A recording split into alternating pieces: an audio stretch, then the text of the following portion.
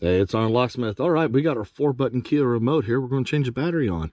It's a simple task. You need a flat tip screwdriver, and you're going to need one CR2032 battery. If your keys are attached to your remote, go ahead and leave them on. They're not going to be in the way. This task should take you under 2 minutes, but we're not trying to set no records here. So go ahead and take your flat tip, and if you notice on top, you got that little indentation. Go ahead and twist it. And you notice how it just pops open? There we go. Now, before you want to open it up, your 3 buttons right here, put them face down. I'll show you why here shortly. It's a lot easier to deal with. Go ahead and open it up. Now that you've opened it up, take your flat tip screwdriver, push your emergency button back in. They like to pop out, just from experience I've seen. Take the board out.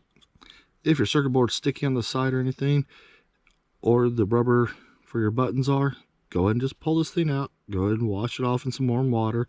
Make sure you dry it thoroughly before you put it back together.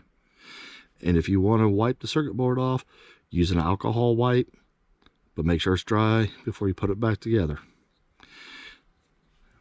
And there you go. Now you notice right here, you've got the 3 panels, little tabs, but you got this half of it that's open. That's the direction you want the battery to go. So take your flat tip right here, push the battery towards you, and it'll come out halfway. Go ahead and grab it, pull it out the rest of the way. Now we're going to reuse the same battery. These are new remotes we're using. So positive side up, we'll slide the battery in. I like to use my finger on this. Go ahead and drop it down in there. Now it's dropped in. You'll see it sits in there with its little indentations. Fold the back half over. Snap the side and work your fingers around it. Now we've got it snapped together. If your vehicle's not by you, go ahead and hit your lock button. You'll see a little light come on. If the vehicle is by you and you hit it, you should hear your vehicle go chirp or whatever you need.